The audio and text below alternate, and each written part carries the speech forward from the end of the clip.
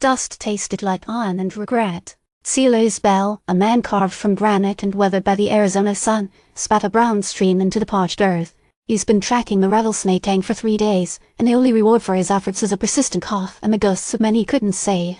Copper Canyon wasn't supposed to be like this, not when he signed on as deputy marshal.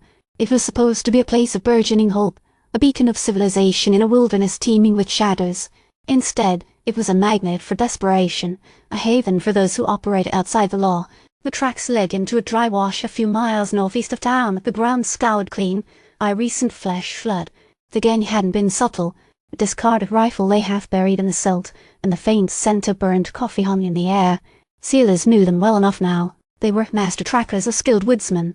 They were opportunists, preying on the vulnerable settlements scattered across the territory. Their leader, a wiry man known only as Viper, was particularly ruthless, known for leaving little mercy behind. Silas's gaze fell on a small, intricately carved wooden bird lying near a cluster of rocks. It was a child's toy, clearly dropped in the hasty retreat. A pain of something akin to sorrow tightened his chest. These men were just criminals. They were fathers, sons, husbands, inflicting pain on lives they probably didn't think about. He picked up the bird, its smooth surface worn from tiny ends. He knew Viper was headed for Widow Hemlock's ranch, a small, isolated spread known for its meager livestock. Hemlock was a good woman, a widow struggling to keep her farm afloat. The gang probably intended to take what little she had, likely sell the livestock to some shady buyer in Tucson. Silas spurred his horse, a sturdy Appaloosa named Roan, towards the ranch. The sun beat down mercilessly, turning the desert landscape into a shimmering haze. Roan's hooves kicked up plumes of dust, a rhythmic beat against the silence of the wilderness. He arrived at the ranch to find chaos. The fence was down, the livestock scattered, and the house door hanging open. A young girl, no older than 8, huddled behind an overturned wagon, her eyes wide with terror. "Where's your mother?" Silas asked, his voice low and reassuring. "They took her," but the girl whimpered, pointing towards a dilapidated barn. "They said they'd let her go if I stayed quiet."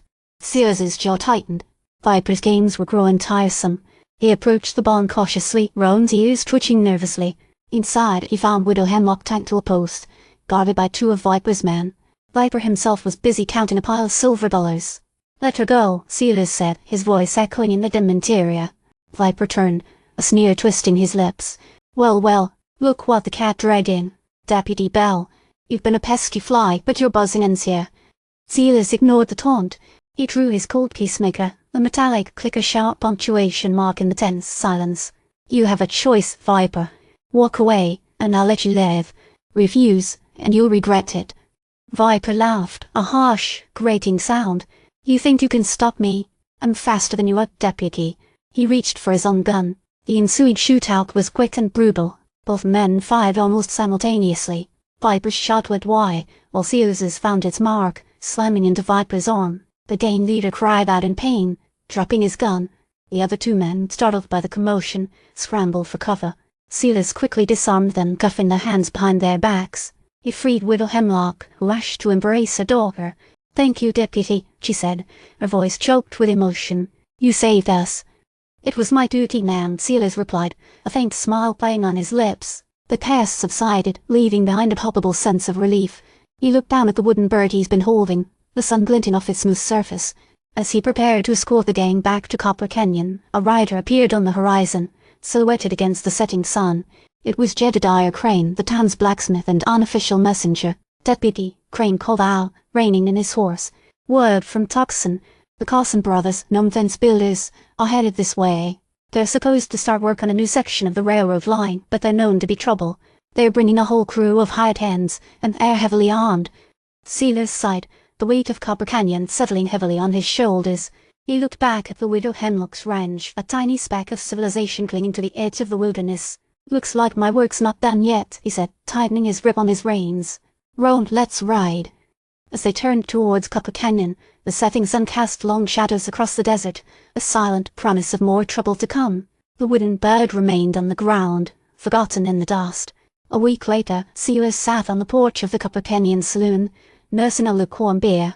The Carson brothers, true to their reputation, were proven to be a constant source of friction, their men engaging in brawls and generally disrupting the fragile peace of the town.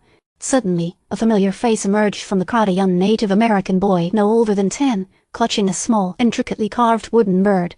He approached Silas cautiously, his eyes filled with a mixture of apprehension and hope. "You drop this, mister," the boy said, extending the bird towards him. Silas recognized the toy instantly.